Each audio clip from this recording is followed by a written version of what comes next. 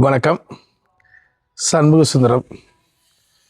நேற்று evening Sunday ஈவினிங்னாலே நமக்கு ஒரு ஹோட்டலில் சாப்பிடக்கூடிய ஒரு பழக்கம் உண்டு.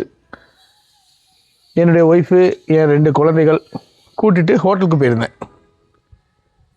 ஹோட்டலுக்கு போய் சாப்பிட்டுட்டு கையை கழுவுதோம். கையை கழுவும்போது என்னுடைய கையை கழுவி வாயெல்லாம் நம்ம சின்ன பிள்ளையில சொல்லி கொடுத்துருக்கோம், சாப்பாடு துகள்லாம் வாய்க்குள்ளே இருக்கும், அதனால் வாயை கொப்பளிச்சிடணும் அப்படின்னு சொல்லி வாயை கொப்பளிச்சுட்டு உட்கார்ந்தேன்.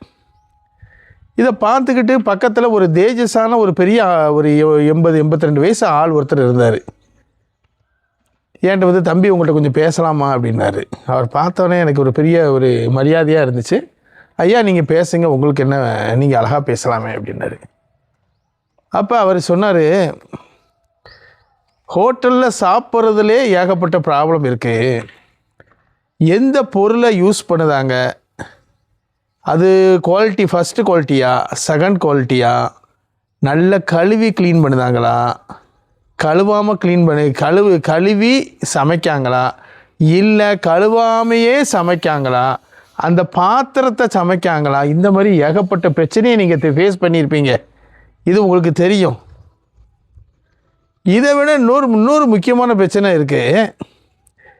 நீங்கள் வேறு வழி இல்லாமல் சாப்பிடுதீங்கன்னா ஓகே சார், அந்த ஹீட் பண்ணுறதுனால, அதாவது சொல்லுவாங்க ஹோட்டலில் சாப்பிடும்போது இந்த சாம்பாரை சாப்பிடுங்க, சட்னி சாப்பிடாதீங்க அப்படிம்பாங்க.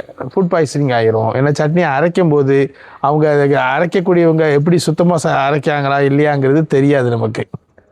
தேங்காவை எடுத்து வைக்கணும், பொரிகடலை எடுத்து வைக்கணும், அவங்க கையை கழுவி செய்தாங்களா இல்லையான்னு தெரியாது. ஆனால் சாம்பாரில் அப்படி செய்யும்போது அந்த சூடுனால் அந்த கிருமிகள்லாம் செத்து போயிடும். ஆனால் நீங்கள் மட்டும் கொப்பளிக்கல, உங்கள் குழந்தைகளை, உங்கள் மகளை கொப்பளிக்க சொல்லுதீங்க.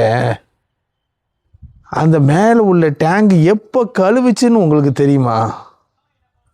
நிறைய ஹோட்டல்ஸில் மேலே உள்ள டேங்கு கழுவவே மாட்டாங்க. உள்ள பள்ளியிலேருந்து தவளை, பாச்சா, எலி எல்லாம் இருக்கும், ஏகப்பட்டது இருக்கும், பொல்யூட்டடாக இருக்கும், ரொம்ப மோசமாக இருக்கும். நீங்கள் கையை கழுவுறது மட்டும் இல்லாமல் அதை நீங்கள் வாயை வேற கொப்பளிக்கீங்க.